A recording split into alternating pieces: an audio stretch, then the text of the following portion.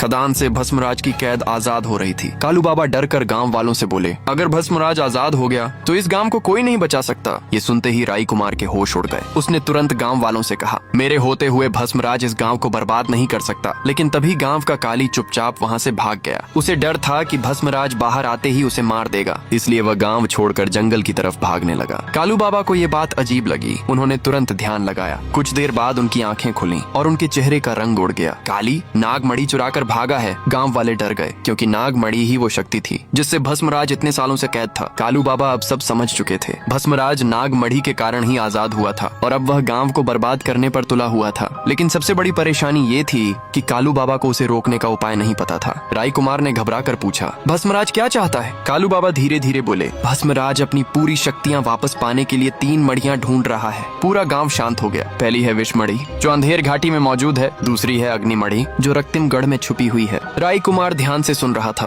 कालू बाबा आगे बोले, और तीसरी मणि मायानगर में मौजूद है। इतना सुनते ही अचानक गुफा के अंदर जोर की आवाज गूंजी। पूरी जमीन हिलने लगी। गांव वाले डरकर पीछे हट गए। राई कुमार तुरंत तलवार लेकर गुफा के बाहर खड़ा हो गया। वह पहरा देने लगा। उसे पता था अगर भस्मराज बाहर आया तो सबसे पहले गांव खत्म होगा। उधर काली जंगल में भागता जा रहा था। उसके हाथ में नागमणि चमक रही थी। तभी अंधेरे में 2 लाल आंखें चमकी। काली समझ गया भस्मराज आजाद हो चुका है। उधर गांव में गुफा की दरारें और बड़ी होने लगी। कालू बाबा ने डरते हुए कहा, अगर भस्मराज को 3 मड़ियां मिल गईं तो उसे कोई नहीं रोक पाएगा। राई कुमार गुफा के बाहर खड़ा पहरा दे रहा था और उसी समय भस्मराज आजाद घूम रहा था। अब उसकी नजर विष मणि पर थी। पार्ट 3 चाहिए तो कमेंट करो।